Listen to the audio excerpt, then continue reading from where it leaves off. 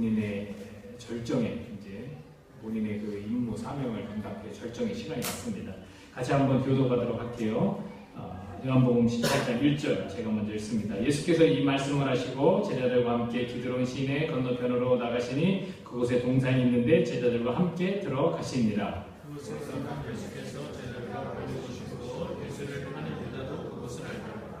유다가 군대와 대제사장들과 바리새인들에게서 얻은 아랫사람들을 데리고 등과 횃불과 무기를 가지고 거리로 오는지라.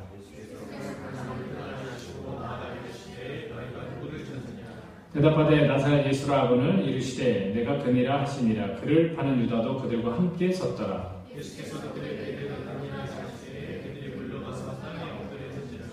이에 다시 누구를 찾느냐고 물으신데 그들이 말하되 나사렛 예수라 하거늘.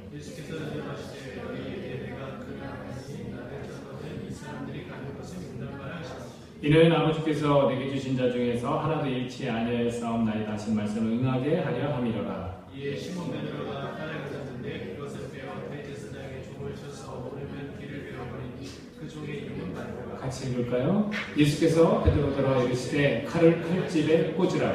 아버지께서 주신 자를 내가 마시지 아니하게 했느냐 하시니라.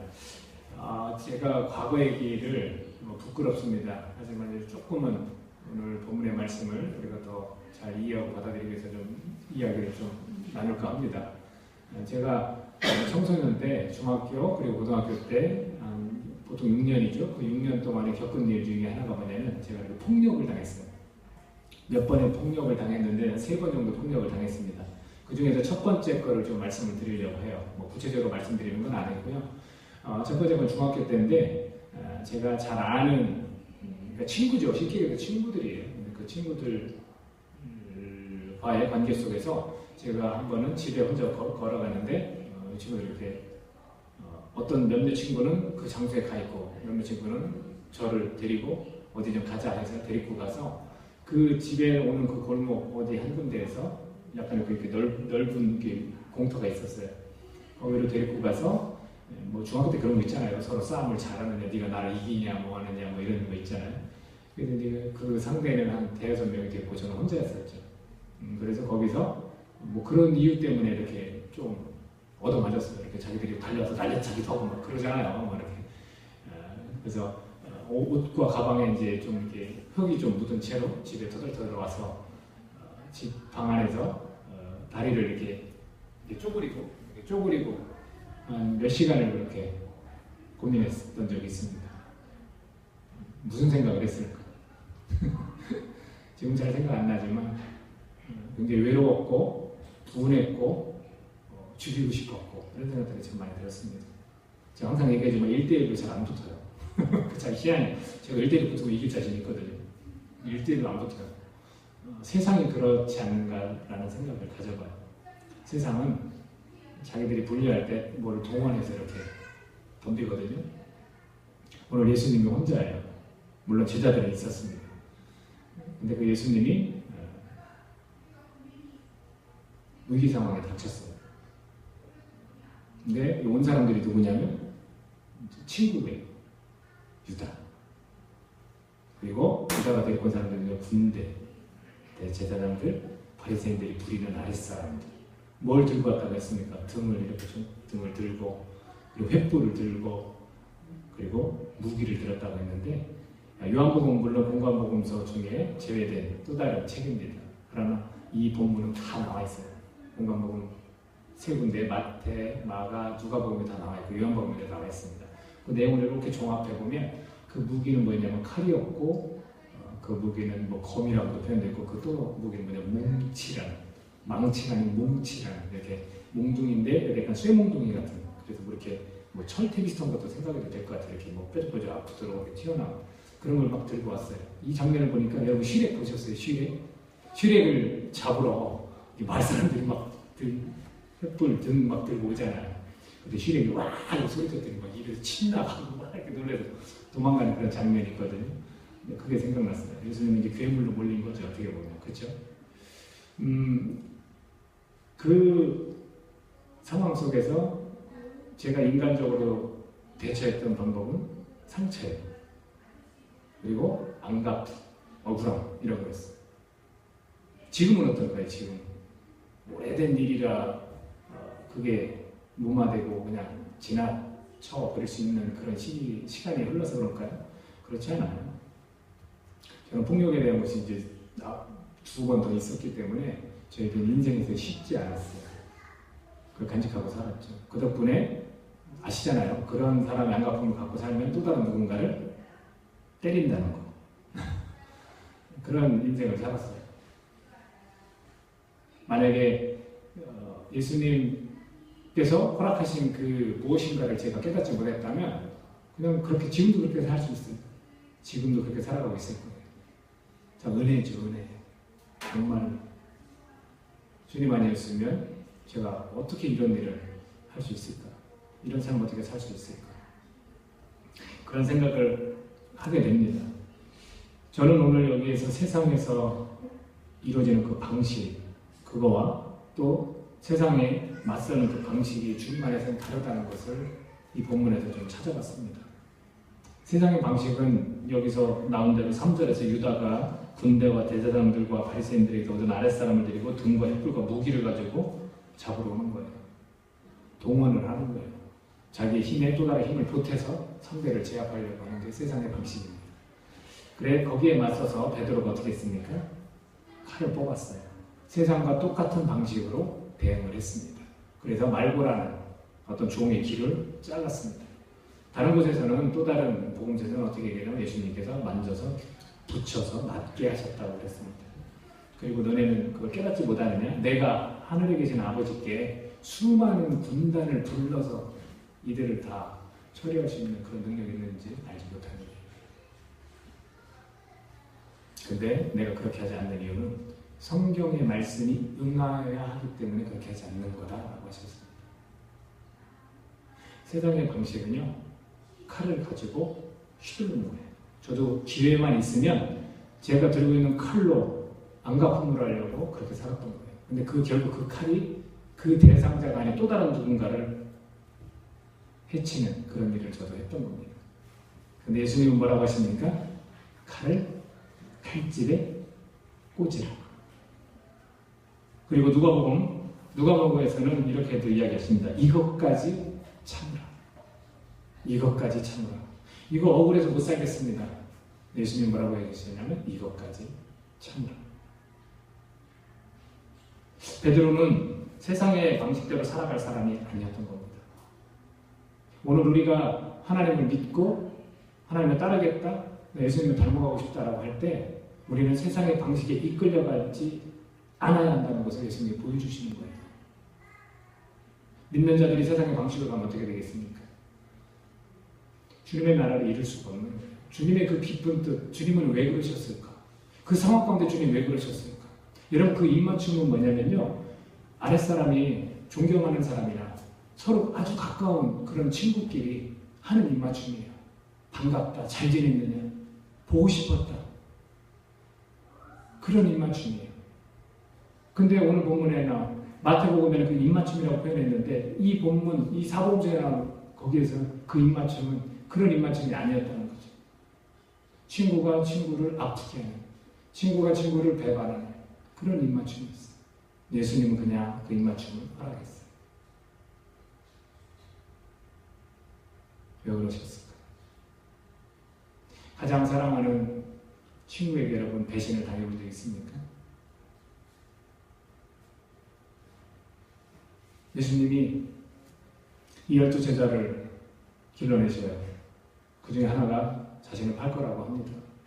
예수님의 마음은 그래, 저 작자는 나를 팔 사람이기 때문에 내가 사랑하지 않는다라고 말하셨다고 여러분 그렇게 이해하십니까?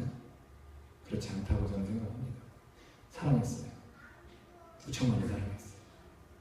근데 그것을, 그 입맞춤을 그냥 받아들이신 이유는 또 다른 누군가, 이 세상 가운데 상처받을, 그 친구 때문에 상처받을 또 다른 누군가를 위해서 그러시는 겁니다. 수많은 사람들이 주님의 그 겪은 일을 통해서 우리가 깨닫는 게 뭐냐면 내 삶 속에서 내가 받는 그 상처, 주님께서 이미 받으셨고 그 주님을 내가 믿고 따르는 자에게 그 상처가 아물고 그 상처가 해결된다는 것을 보여주시는 거예요. 저 또한 그 휘둘리려고 들고 다니던 칼을 칼집에 꽂았습니다. 주님을 만나고 주님께서 그 칼을 꽂게 하셨다는 거예요.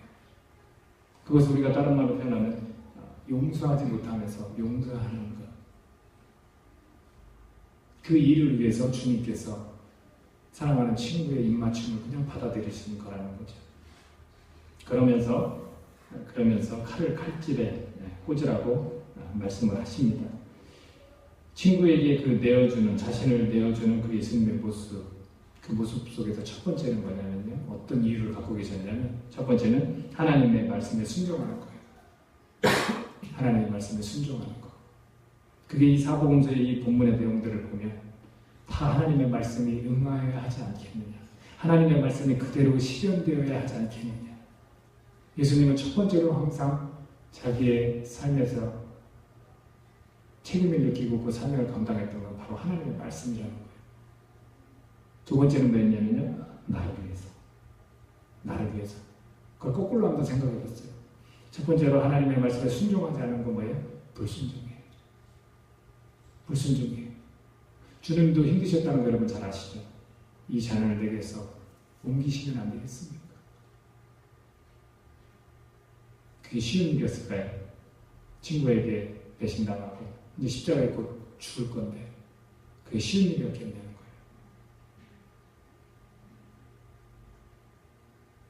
충분히 불순종할 수 있는, 그렇죠? 거부할 수 있는.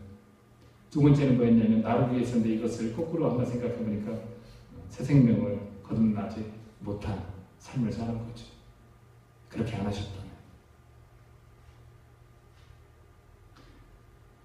이 부분이 우리에게 주는 교훈이라고 저는 생각을 합니다. 만약 이거를 깨달은 자들이 있다면 내가 하나님 말씀을 순종적으로 언제나 순종하면서 살아가는 자인가? 그리고 내가 그렇게 순종함으로써 타인들이 유익을 얻듯이 내가 그렇게 살아가고 있는 건가? 나를 위해서 그렇게 결정하신 그 예수님, 나 또한 타인들을 위해서 그렇게 결정할 수 있는 지금 그리스도인으로 그렇게 살아가는가? 또 하나는 내가 만약에 예수님을 지금 믿지 못하고 있다면 내가 용서하지 못하는 그런 부분을 아직도 휘두르고 싶은 칼을 들고 다니는가? 그렇다면 이 말씀을 들어야 돼요. 칼을 칼집에 꽂으라. 그리고 주님께서 말씀하셨죠. 아버지께서 주신 잔을 내가 마시지 아니하겠느냐. 그것 또한 말씀이 응해야 된다는 거예요. 철저히 하나님의 말씀에 순종하는 그 모습을 통해서 수많은 상처 입은 영혼들을 내가 회복시키겠다는 겁니다. 오늘 그 예수님을 우리가 믿어야 된다는 거예요. 그분은 그렇게 하셨던 거예요. 요한복음서의 목적이 뭐였습니까? 예수님의 하나님의 아들이심을 믿고 그분 안에서 생명 얻는 것을 누리게 하려고 이 말씀을 기록했다고 했습니다. 여러분들 예수님께서 이렇게 할 수밖에 없는 것, 그리고 오늘 본문에서도 보여주지만 이렇게 표현하시는 부분이 있죠. 8절에서 너희에게 내가 근이라 하였으니 나를 찾거든 이 사람들이 가는 것은 용납하여라. 다른 복음서에서 뭐라고 하냐? 다 도망갔습니다. 제자들이 다 도망갔어요. 그것이 무서워서, 세상의 그 방식, 그 사람들이 그렇게 힘을 가지고 오는 것이 무서워서 다 도망갔어요. 근데 예수님은 그것이 무서워서 도망가는 그 이전에 그들을 보호하고 싶은 마음이 먼저 있으셨던 거예요. 나를 찾거든 이 사람들이 가는 것은 용납하라. 이는 아버지께서 내게 주신 자 중에서 하나도 잃지 아니하였사옵나이다 하신 말씀을 응하게 하려 함이라. 하나님 말씀 그대로 이루어지는 것을 주님은 그냥 바라고 사셨고요. 그 말씀 가운데 하나가 뭐였냐면 바로 하나님께서 주신 자들 놓치지 않는 거예요. 그러면 그 대상이 누굽니까? 지금 여기 앉아있는 우리예요. 우리를 놓치고 싶지 않으신 거예요. 그게 하나님의 말씀이에요. 하나님이 사랑하는 인간을 주님은 놓치고 싶지 않은 거예요. 그렇게 이 상황 속에서도 우리를 보호하고 계시는 그 제자들을, 그렇게 다 도망가는 제자들을 보호하고 계시는 그 예수님의 마음을, 하나님의 마음을 우리가 알 수 있다는 거죠. 그러면서 그 내 잔을 하실 수만 있다면 옮겨주십시오라고 기도했던 그 기도, 자기죠. 자기 자신의 그것을 꺾고 주님 뜻대로 하옵소서. 그러면서 오늘 요한복음에서도 이야기하듯이 아버지께서 주신 잔을 내가 마시지 아니하겠느냐. 자기의 맡겨진 사명 감당하고 계신 그 모습을 우리가 볼 수 있다는 거죠. 여기서 또 한 가지 교훈이 있습니다. 예수님이 이 땅에 오셔서 그렇게 하나님 앞에 순종하고 그 사명 감당하셨기 때문에 오늘 우리가 이렇게 영원한 생명을 얻어서 이렇게 자유스럽고 기쁨으로 살아가는 거예요. 그럼 아버지께서 주신 잔 우리에겐 없을까요? 저와 여러분에게 주신 잔은 뭡니까? 예수님을 닮고 싶다고요? 그렇다면 우리는 예수님이 보이셨던 이 모습으로 우리가 이렇게 살아가려고 이렇게 노력을 해야 됩니다. 지금 힘들고 어려운 일이 있습니까? 그러면 아버지께서 나에게 주신 잔일 수 있다는 거. 그거 기억하셨으면 좋겠어요. 저 굽히지 않을 겁니다. 저 교회를 개척하고 이렇게 가는 것 힘들고 어려운 일일 수 있지만 저는 그렇지 않다고 생각해요. 아버지께서 나에게 주신 잔이 분명히 있습니다. 여러분들 품고 여러분들을 위해서 기도하면서 또 다른 영혼들 품고 또 다른 영혼들 회복되기 위해서 그렇게 삶에서 그렇게 사명을 감당하고 가는 거예요. 하나님이 놓치고 싶지 않은 그 영혼들을 위해서 저 또한 품고 가는 거 아니겠습니까? 칼을 꺼내서 휘두르고 싶은 마음이 들 때마다 그 칼을 칼집에 꽂으면서 가는 거 아니겠습니까? 제가 과거에 폭력으로 상처받았다고 해서 지금은 상처 안 받는 거라고 생각하십니까? 지금도 교회 내에서도 또는 또 교회 밖의 사람들에게 충분히 상처받을 수 있는 그런 인간입니다. 그러나 그때마다 꺼내서 휘두르고 싶은 그 칼을 저는 칼집에 꽂을 겁니다. 세상의 방식대로 우리는 살아가서는 안 되는 사람들로 이미 선택을 받았습니다. 우리가 그 힘과 그 능력 앞에 굴복하는 것이 아니라 하나님 말씀 앞에 우리가 굴복하는 겁니다. 그래서 또 다른 영혼들이 용서하지 못했던 영혼들이 용서하게 되는 것이고 자기 사명을 발견하지 못했던 영혼들이 자기 사명을 발견하게 되는 것입니다. 이 질문이 오늘 내가 마시지 아니하겠는가? 라는 이 제목이 예수님께서 고백하셨던 거지만 오늘 우리의 고백이 되었으면 좋겠습니다. 내가 마시지 아니하겠는가? 마시겠다는 소리입니다. 기도하겠습니다. 오늘 예수님께서 잡히시는 장면을 통해서 우리 자신을 한번 생각해 보기 바랍니다. 내가 마시지 아니하겠는가? 힘들고 어렵지만 나는 우선 하나님 말씀에 순종하는 자이기 때문에 그렇게 하셔야 된다는 겁니다. 그리고 내가 친구한테 지금 배신의 입맞춤을 당하지만 또 다른 많은 사람들 잃지 않기 위해서 그렇게 하신다는 겁니다. 우리가 이분을 믿는 자입니다. 그리고 이분을 믿어야만 우리가 용서하지 못한 휘두르고 싶은 그 칼집에 우리가 꽂을 수 있는 겁니다. 아버지께서 주신 잔이 있을 겁니다. 저와 여러분에게 분명히 아버지께서 주신 잔이 있을 겁니다. 하나님께서 우리가 세상의 방식으로 살아가기보다는 세상에 맞서는 그 방식이 다른 이런 모습을 우리에게 보여주고 계십니다. 우리도 할 수 있습니다. 똑같이 갚아줄 수 있습니다. 하지만 우리는 그렇게 하지 않는 그리스도인입니다.